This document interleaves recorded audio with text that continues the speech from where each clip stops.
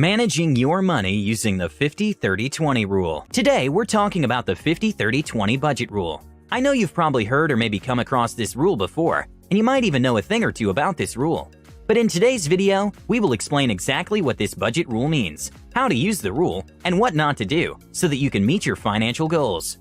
The 50-30-20 rule happens to be one of the best and most popular tools for people who don't have time to track all their spending. But what an easy way to manage their expenditure, save money, and control their money.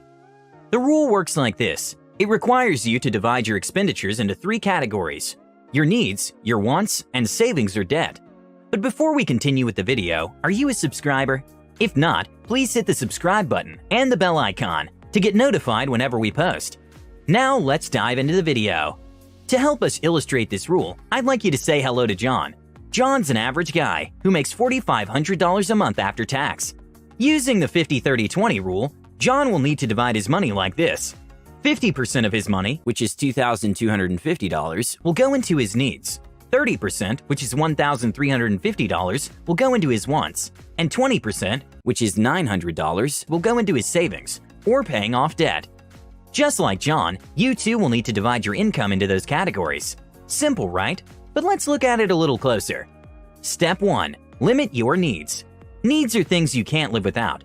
These include things such as housing, health, transportation, utilities, food, paying off debt, and the bare minimum for clothing, shoes, and other living supplies. Only include items you can't survive without in this category. If you don't have a budget, this would be the ideal time to create one. Carefully analyze what you spend your salary on each month within this category. Warren and Tiagi, who are financial experts, say this category should not exceed 50% of your monthly income. If it does, then something is wrong. If you do, however, spend more than 50% of your paycheck on your needs, don't panic. All you need to do is carefully evaluate what you spend your money on each month. A good rule of thumb is to track your expenditure so you can have a good picture of where your money goes.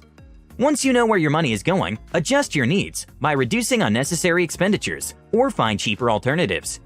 Once your budget matches the 50% limit, you can now proceed to the next step. Step 2. Define wants. Now a whole 30% of your paycheck going towards your wants may sound like a whole lot of money, right? You may be picturing a nice pair of shoes or that new iPhone that got released the other day. As nice as all those things are, we're not talking about buying your deepest desires. By wants, we mean expenses you can opt out of spending on, but your life would be harder without them.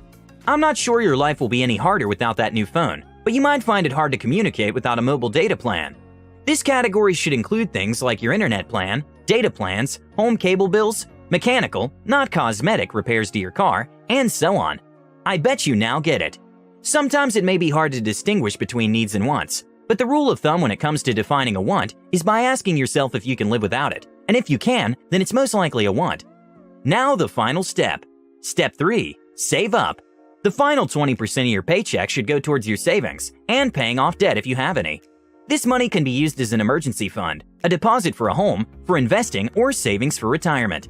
If you feel as though that 20% isn't enough, you can transfer more money from your wants list into this account.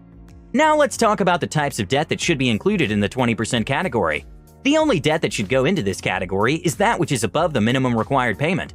For example, additional credit card payments or extra payments on mortgage to clear your debts faster should go into this category.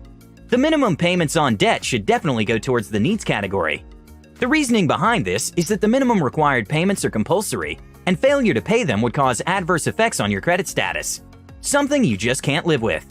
The 50-30-20 rule is great because it helps you track your expenditure easily. Having just 3 categories creates a structure that is easy to follow and helps one to focus and manage money better.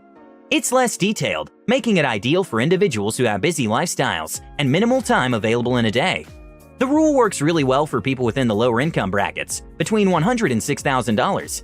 It's however not ideal for high-income earners because they would be forced to spend unnecessary money on needs. The 50-30-20 rule has helped many people get their finances on track. So many financial experts swear by this rule. Many people who have been in horrible financial ruts have made it through by following this guide accordingly. You can be one of them if you apply it today.